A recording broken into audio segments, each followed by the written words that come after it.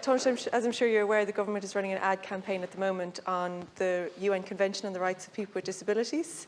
It's as if the government suddenly wanted to make people aware that disability rights are human rights. Taoiseach, can you understand how disabled people or parents of children with additional needs who are currently waiting years for basic, bare minimum services would think that the ad campaign is some kind of a sick joke?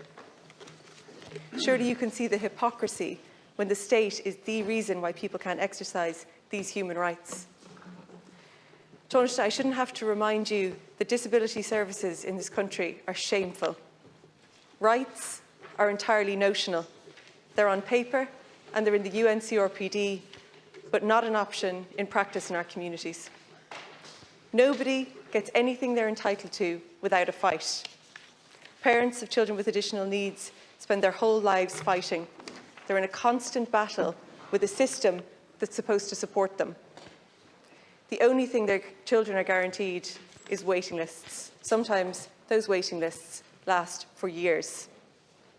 Taoiseach, 16,522 children are currently waiting for their first appointment with the Children's Disability Network team. More than 10,000 of them have been waiting for over a year with no intervention and no therapy. These delays are so bad because of chronic staff shortages. More than a third of posts in Children's Disability Network teams are vacant. In some teams, vacancy rates are more than 60%. This wholesale and pervasive state neglect has disastrous and lifelong consequences. Children have a very small and critical window to get essential early intervention therapies. If they don't, their development can be limited and they can be prevented from reaching their full potential and living a full independent life. These children are not just being failed by the state, they're being actively harmed by persistent neglect. If people had a right, as the government is now advertising, they'd be able to take a case when they can't exercise their right. But they can't, Taoiseach. Why? Because your government and previous governments haven't ratified the optional protocol of the UN Convention. And then the government runs an ad campaign to tell people that they have rights that they can't exercise. Taoiseach, 3 years into this government, Ministers O'Gorman and Rabbitte just published a new roadmap for disability services this week.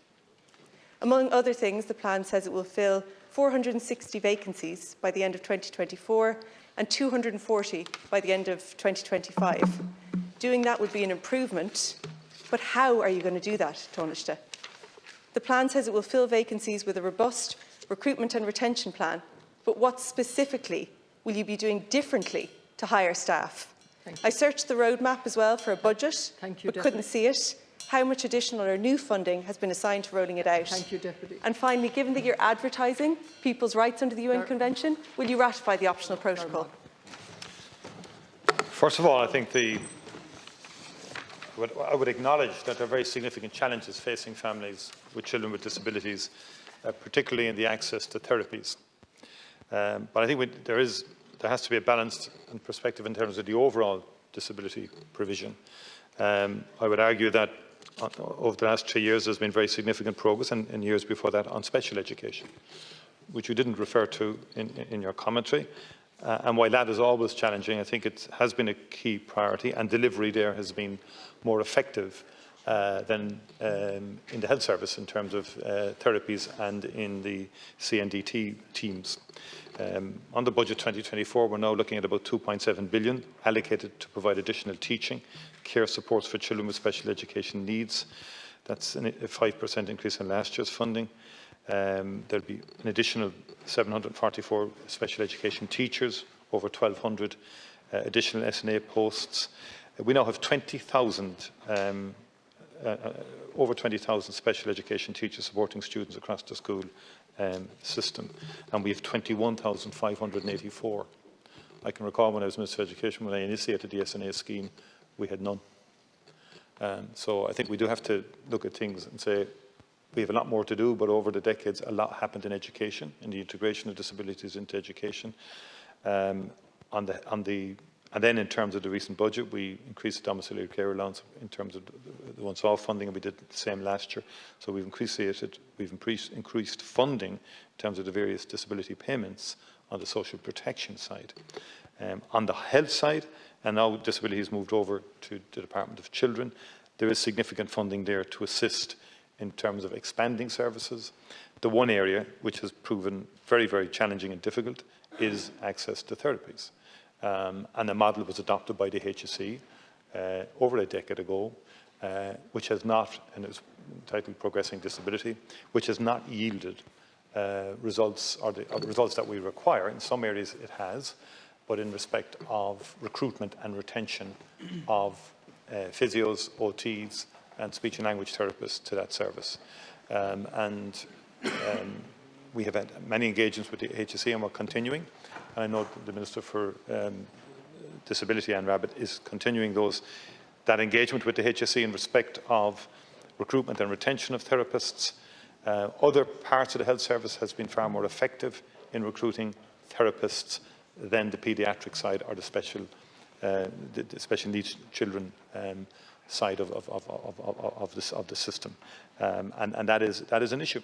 And I think there has to be, and there is, renewed focus on how we both recruit and retain therapists so that children can have ready access to them.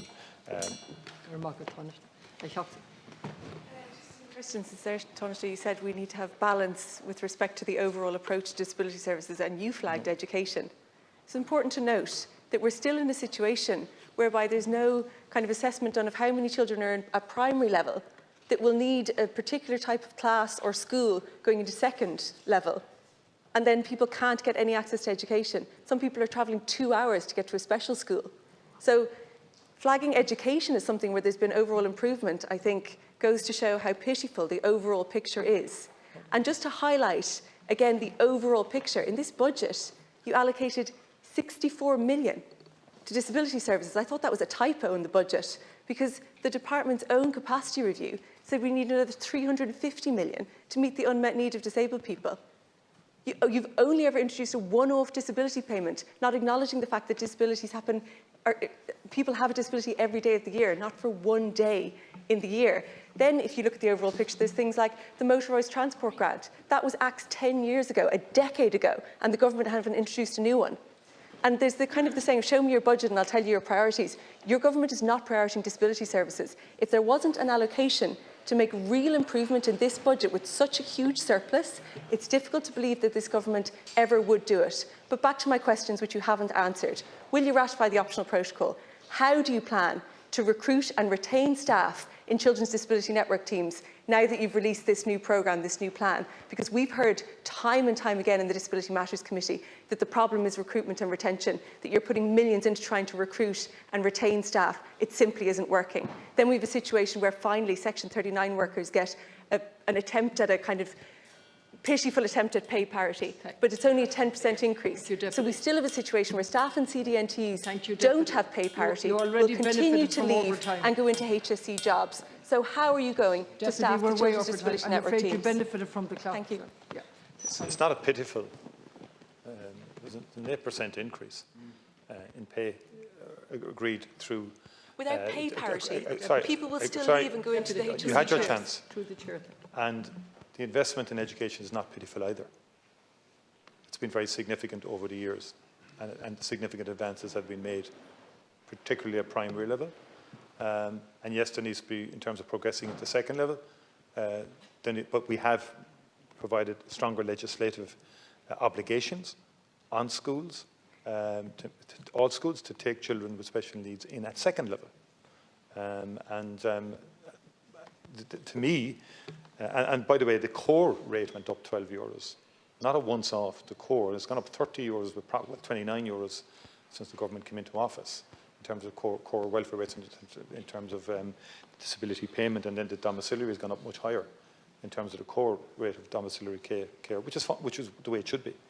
And the most, and you've said this yourself, recruitment of therapists was not a funding issue, and hasn't been a funding issue for the last number of years.